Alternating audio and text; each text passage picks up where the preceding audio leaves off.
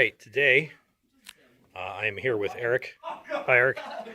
A fan of the channel, actually, who we decided to meet up in person and play some one-page rules. We're doing a skirmish battle. The scenario is both of our forces we've been fighting over this godforsaken hellhole for quite a while, and we now want to get off planet because the strategic situation has changed. But we need to pay our own fare. So we got to raid for some supplies and then book it to an LZ where we can take off to an interface ship and get off the planet. So the objectives are the red fuel containers, the trucks, which could be made operable to transport supplies, and that tall green building over there. That's correct? Yes, all that's the correct. objectives? This is an Intel building, possible computers, unknown, possible flush toilets. Flush toilets. Flush toilets and hot showers, so still operable. And so some of this terrain is mine, and which you probably recognize, but a lot of it was made by Erik. Would you mind telling us about these awesome earth-filled? Yeah. Oh, the hesco berries. This is super simple. You can find it. Maybe I'll film some and I'll give it to the gentleman right here. This is just mesh. See, it's a 2x2 piece of wood, which you could get everything here probably for, like, if you bought it, like $5. So this is just masking tape, so because they are a bag. Mm-hmm. So first thing I would do is cut obviously a 2x2 piece of wood, and then I take a piece of masking tape and wrap it around. I mean, any kind of tape will do, but I think masking tape's going to work the best. The whole body, the whole bag is masking tape, or just the top? Just the top, and I fold it over so it looks like a bag. You could do the whole body, but you're not going to see it. And then I take, this is mesh for drywall, and you just wrap it around to look like it is. And then you fill it full of some sand or dirt or whatever you have at home, some wood glue, put it on top. Then just spray paint, and then you spray paint because it's all going to be the same color. And then take some cheap craft paint, and I actually sometimes I just throw extra dirt on it, and they're pretty simple. And actually, hesco barriers are going to be good for anything post, I would say 2004. That's when they were kind of like really starting to get utilized extensively in the war in Iraq and Afghanistan. So that's when you're going to start to see them. You can build entire bases out of them. They're very cheap. They look cool. They're accurate for modern gaming, and I would say they're stackable too, right? Yeah, they're stackable. Yeah, you can make them any size you want, but I think the 2-inch. Is perfect. You can, I would say, make them longer, but I think just like this, these two little guys, you could make them like 6 foot tall if you wanted. But I think that, they're over 2 inches. Like most soldiers can't climb. Most vehicles can see over them because that's what they're actually designed to do. Right. And if you want to turn them into a fort, I've been building pallets like they really do. You build up like a pallet wall, and so you can have your guys shoot over it, which is, I know, even more further from the truth. But most armored vehicles you want so the turret pops out. So they are pretty useful for most games, and anyone could build this. This is like can of spray paint, dirt, any kind of brown craft paint. I would use craft paint. Don't use your good paints. Right. Craft paint. Or you just glue the sand in it or dirt, and I think that's fine too. Like, they just take a dump truck. I mean, if there's rocks in it, so what? I was going to add little rocks, but these are really fun to make. And you just hit it with some green, brown, whatever you want to do, and that's how they look. You look them up on the internet. Hesco berries are pretty useful. I actually have more of these. You could build a whole fob if you want. It's a forward operating base, or a fire base, or whatever you want to do. I think a fire base game would be cool next time. When we come back, we'll do a fire base team where we have like our big artillery pieces where the guys have to climb in. Sounds good to me. Yeah, like more special operations kind of like maneuvers, and kind of like Band of Brothers, but in the future.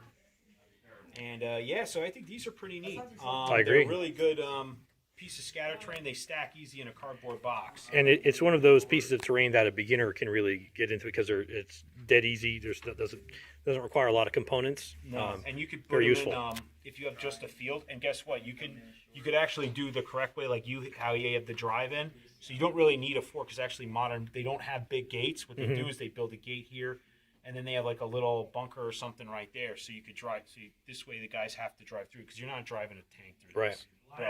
They are impassable terrain. I don't care what anyone says.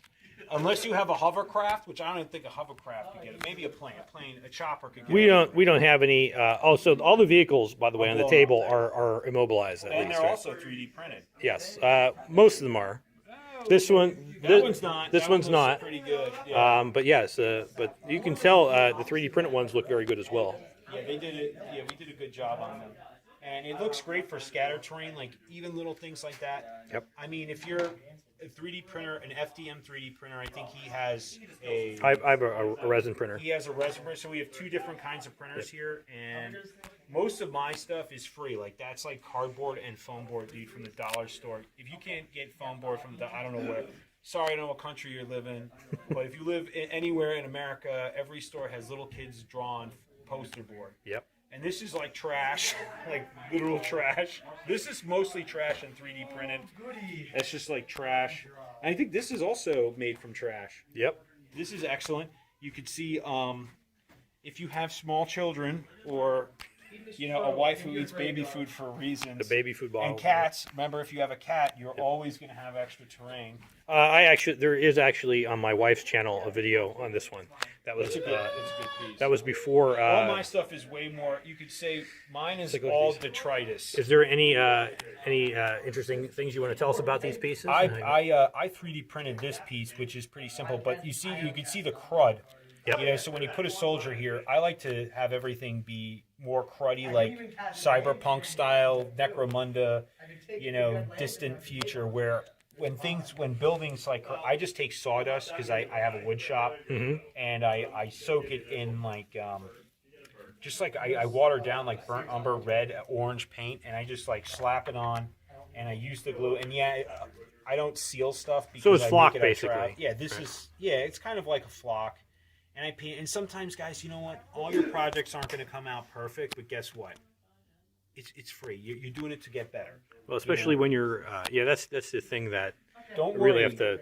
Everything. This looks a lot cooler. I hope it looks a lot cooler. On like this is just a piece of cardboard. That's actually a piece from Corrugated board. yeah. And this is a piece from automotive like crip wires, which I realized I hate. And now I have piles of them, and I will never use them. Now I just solder everything.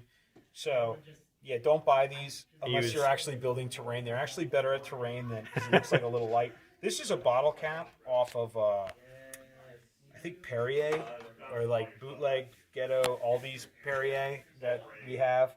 So, and you could get baling wire almost anywhere, and that's how you make and I like to say, because all my buildings have wire, so you could climb it. I don't know, I heard like you could climb in games. You can. I Yeah. haven't played in like years.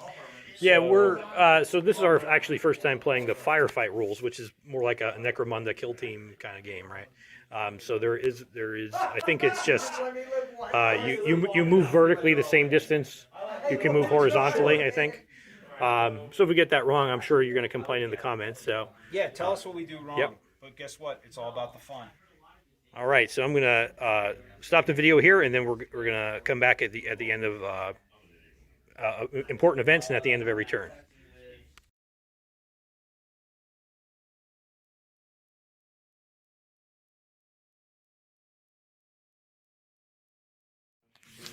All right, update here at the end of turn 2.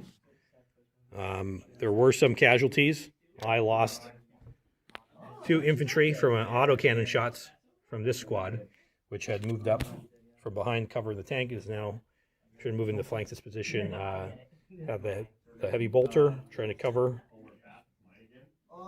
If anybody's foolish enough to try and come through there, which we won't because he also has Erik has an autocannon. So we're at a Mexican standoff there. Otherwise, his forces are in control of this building and that truck, and I'm in control of this truck and these 2 containers, which may be a little cheap for me because they were positioned right next to each other. So only 2 casualties so far, but this game is supposed to last 4 turns, but it seems like it's going pretty fast. So maybe we'll play 5 or 6 or something like that and see how it goes. All right. Any thoughts? I'm actually really enjoying it. I haven't played a game in since 2004 maybe. So Just a long time. yeah, and these are all like figures I've 3D printed in over the past 2 years. not really being able to play a game because my brother-in-law's been busy and I've been busy. So I think the rules are really simple and really fun. These are the one-page rules, These are the Firefight. one-page rules, which is I picked it up like that. We're understanding the game flow itself, working it out, and hopefully it'll be a good victory on my part, but it'll be fun for everyone. And should definitely get some like high angle drone footage for the officers to pick over later, like me. So so we were playing Firefight. So technically, I could roll on to see whether the troops that were hit by the autocannon survived. But I thought that was ridiculous. So we're gonna say they're dead. Next time. Right. I don't know. They got hit by an autocannon. I don't know how you would live through that. I mean, I guess you could, but you get a pension, I guess, after that. You're collecting 200%. You don't have all your legs and. Yeah, you're definitely not. You're not coming out of that okay. All right, we'll see you at the end of the next turn.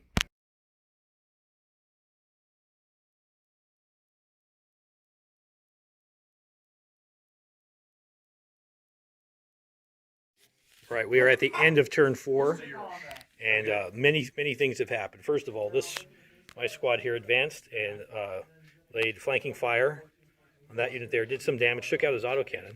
Yep. But then was almost wiped out almost to a man in turn by mainly by the flamethrower, but then other rifle fire. So, but I took out his flamethrower with these guys running around the side here, and mainly with the flamethrower opening fire. And my heavy machine gun here actually opened fire on Erik's troops on the roof here and hit them. Yeah. 3 times. Yeah, he got With 3 sixes. sixes. I was like, no way. 3 sixes. But he They saved- shot through the tin roof, blasted a guy off the roof. He died dramatically, falling all the way to the ground. Splat. Made No a nice- recovery. Made a nice smear on the ground. That's the stain there on the. You don't on the know map. if it was the 50 cal round or hit the splat, but yeah, he's not getting the return on his hat. And then his troops on the roof opened fire, and actually took one stormtrooper out, but then my guys ran the cover here. So that's where we are at the end of 4 turns. The total score is for Mike 9 victory points so far. For Erik, it is 7. So it's 9-7. So we're gonna play one more turn and see if we can get a decisive victory here. And I'll come back next turn.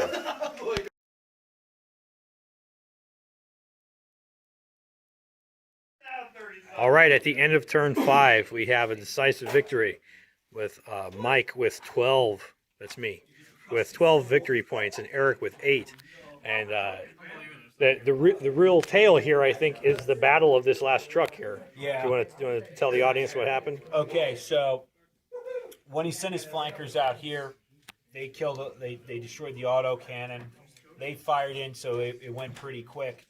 He was smart. He moved up here, coming over here with the flamer, hitting the flamer, letting guys. We decide that because a flamethrower hitting a truck, you're going to definitely.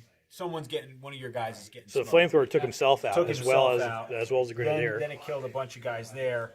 Then, because I had 6 guys who had like auto, I was like, no, and he had 3. Yep. I was like, fixed bayonets, go in, because he failed the morale test here. So I charged with 6 guys. Melee ensued. One guy got killed. One of my guys, and then I had to roll a morale test, and that was it. They were Routed. done. Because they had sustained half damage to that point of the battle. By that point, because the squad had been chewed up over here, they lost melee, which means I lost control of the truck eventually. And because he was able to save this one guy here, I'm going to say, yeah, he took control of the truck, which lost me the game. If things are slightly different, even And you pulled troops out coming down there and firing, but you only took out. You were not able to wipe out the whole unit, but that could have been, and you maybe could have made a charge into it to secure that. I was extra hoping point. for the next turn to charge into it with the flamer, but the turn ended. It was already getting pretty hokey. But yeah, he did a good victory. Yeah, it was. This is a very fun game. Yeah, good. had a good time. We were discussing off camera that we enjoyed this because you actually had to use mobility and some tactical considerations because there's a ton of cover on the table. Yeah, Yeah, always have a lot of terrain. absolutely. It's fun to build. It's cheap generally. I mean, you don't have to make it look that nice. I have no idea how good this looks on camera in here. This was not taking that long. I try to make multi-level buildings. Yeah, it doesn't have enough doors on it, but it's Most things, considering you're making things out of trash, Yeah. and they look like trash until you paint them, and then they're like, "Wow, this looks pretty good." Yeah, this is a very. I'm happy with this this match here, and See, like this is a neat little. This is a piece from a pump. See, none of this stuff here is 3D printed. So, guys, you don't really need to own one to like build stuff like this. Like this is multiple caps I cut apart from. I think one's a shampoo, or if you have hand soap. The hand pump. Yep. Well, we'll just say most people have. This piece here was old hand soap. That's the cartridge from my Delta faucet in the shower in my old house. I was like, that looks like a faucet. You got batteries and capacitors from motherboards. Yeah, see, there's well, I think this one has no. This piece doesn't have any motherboards on, but this is a failed 3D print, like the bottom of, and this is caps from that, and yeah, you could see I had the wires coming out of this side. And, yep. Yeah. I think the corrugated look with the rust and the you and the gotta have that sawdust. corrugated. And you could buy corrugated paper, but I'm like, Amazon delivers, so I'm like, why would I? I actually just use a little bit of water and just smear water on it and then pull it back. So. Right.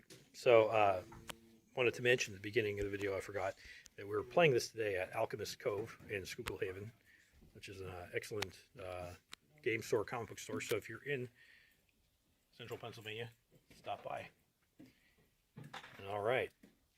That's our broadcast for today. Thanks for watching.